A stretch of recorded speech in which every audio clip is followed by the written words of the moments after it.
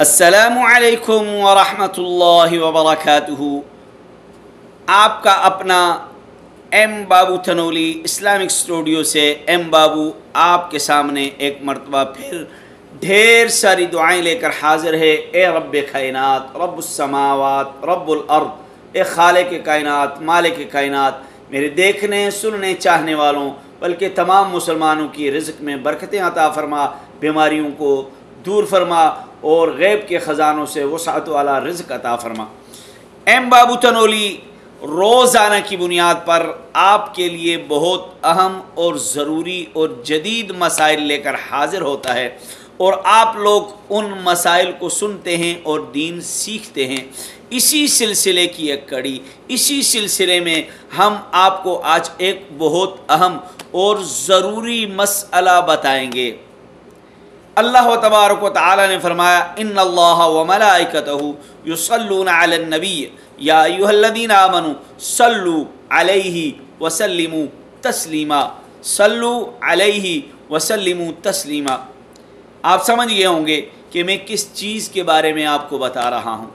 آپ نے سنا ہے، میں نے سنا ہے، ہم نے دیکھا ہے کہ کوئی کہتا ہے یہ درود تاج پڑھیں، کوئی کہتا ہے کہ درود ناری پڑھیں، کوئی کہتا ہے کہ درود تنجینہ پڑھیں، کوئی کہتا ہے کہ فلاں درود پڑھیں، کوئی کہتا ہے کہ فلاں درود پڑھیں۔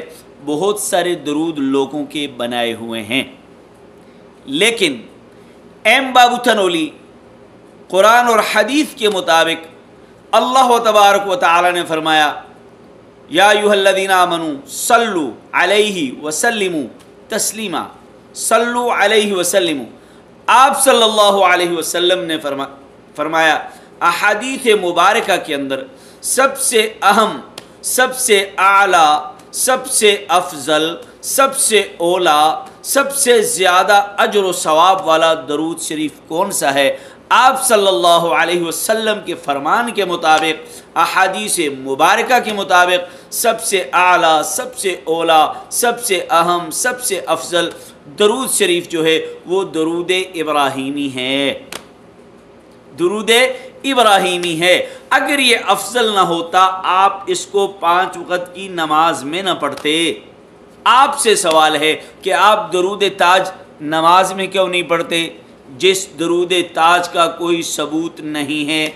آپ درود ناری نماز میں کیوں نہیں پڑھتے جس درود ناری کا کوئی ثبوت نہیں ہے؟ آپ نے اور بہت سارے مختلف درود بنائے ہوئے ہیں، آپ ان درودوں کو نماز میں کیوں نہیں پڑھتے؟